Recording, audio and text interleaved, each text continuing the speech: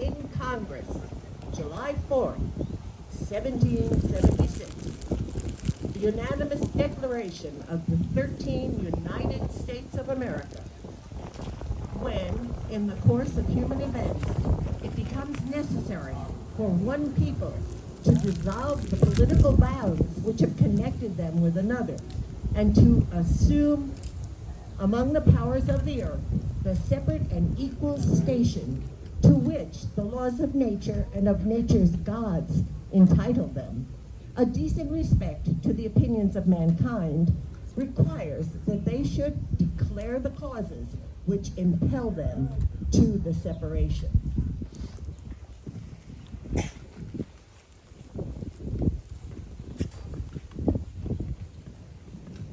We hold these truths to be self-evident, that all men are created equal, that they are endowed by their Creator with certain unalienable rights, that among these are life, liberty, and the pursuit of happiness, that to secure these rights, governments are instituted among men, deriving their just powers from the consent of the governed, that whenever any form of government becomes destructive of these ends, it is the right of the people to alter or to abolish it, and to institute new government, laying its foundation on such principles and organizing its powers in such form as to them shall most likely to affect their safety and happiness. Prudence indeed will dictate that governments long established should not be changed for light and transient causes.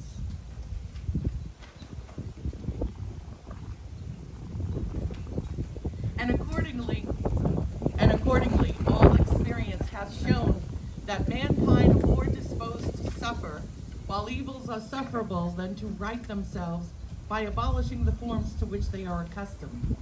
But when a long train of abuses and usurpations, pursuing invariably the same object, events designed to reduce them under absolute despotism, it is their right, it is their duty to throw off such government and to provide new guards for their future security. Such has been the patient suffering of those colonies, and such is now the necessity which constrains them to alter their former systems of government. The history of the present King of Great Britain is a history of repeated injuries and usurpations, all having in a direct object the establishment of an absolute tyranny over these states. To prove this, let facts be submitted to a candid world.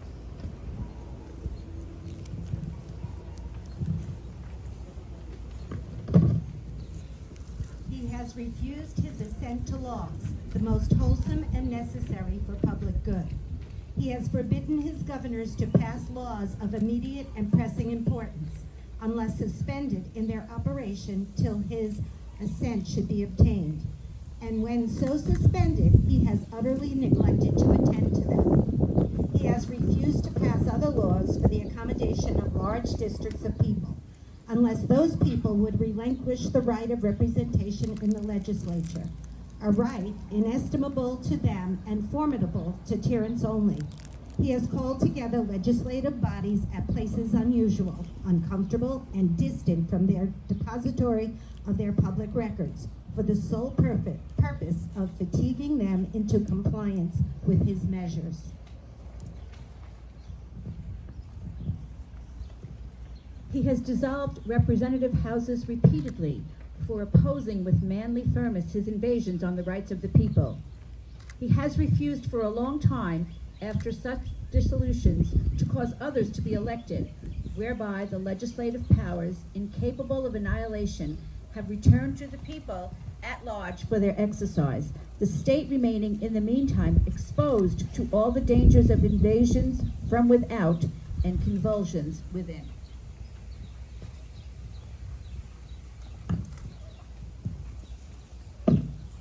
He has endeavored to prevent the population of these states, for that purpose obstructing the laws of naturalization of foreigners, refusing to pass others to encourage their migration hither, and raising the conditions of new appropriations of lands. He has obstructed the administration of justice by refusing his assent to laws for establishing judiciary powers.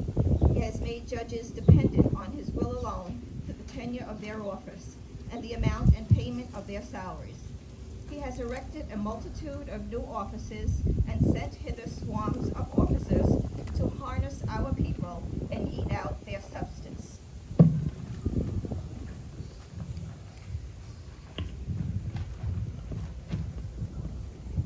He has kept among us, in times of peace, standing armies without the consent of our legislatures. He has effected to render the military independent of and superior to the civil power. He has combined with others to subject us to a jurisdiction foreign to our Constitution and unacknowledged by our laws, giving his assent to their acts of pretended legislation, for quartering large bodies of armed troops among us, for protecting them by a mock trial from punishment for any murders which they should commit on the inhabitants of these states, for cutting off our trade with all parts of the world, for imposing taxes on us without our consent,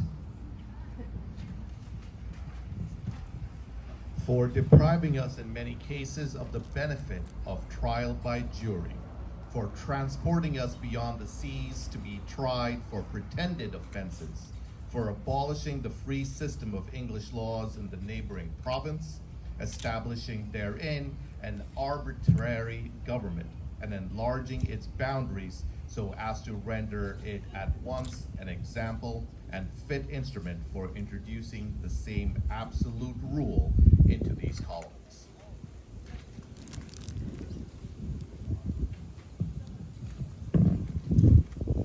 For taking away our charters, abolishing our most valuable laws, and altering fundamentally the forms of our government, for suspending our legislatures, declaring themselves invested with the power to legislate, for us in all cases whatsoever.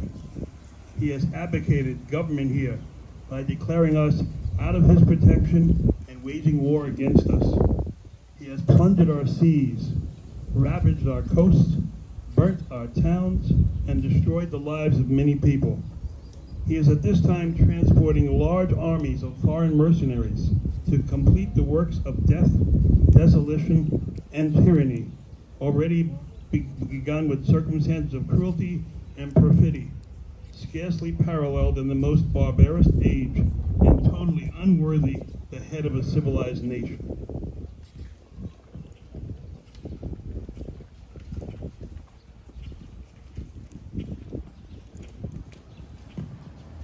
He has constrained our fellow citizens taking captive on the high seas to bear arms against their country, to become the executioners of their friends and brethren, or to fall themselves by their hands. He has excited domestic insurrections amongst us, and has endeavored to bring on the inhabitants of our frontiers the merciless Indian savages, whose known rule of warfare is an undistinguished destruction of all ages, sexes, and conditions. In every stage of these oppressions, we have petitioned for redress in the most humble terms. Our repeated petitions have been answered only by a repeated injury. A prince whose character is thus marked by every act which may define a tyrant is unfit to be the ruler of a free people.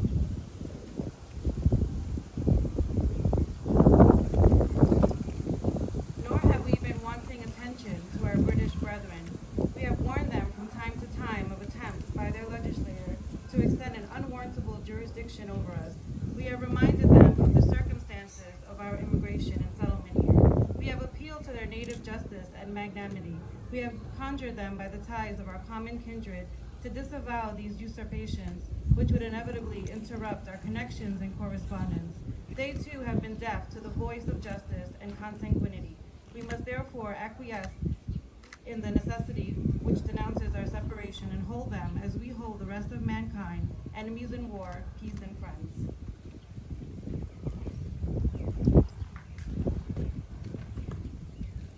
We therefore, the representatives of the United States of America in General Congress, assembled, appealing to the Supreme Judge of the world for the rectitude of our intentions, do, in the name and by the authority of the good people of these colonies, solemnly publish and declare that these United States are, and of right ought to be, free and independent states, and they are absolved from all allegiance to the British Crown, and that all political connection between them and the state of Great Britain is and ought to be totally dissolved, and that as free and independent states, they have full power to levy war, conclude peace, contract alliances, establish commerce, and do to all acts and things which independent states may have a right to do. And for the support of this declaration, with a firm reliance on the protection of divine providence, we mutually pledge to each other that our lives, our fortunes, and our sacred honor.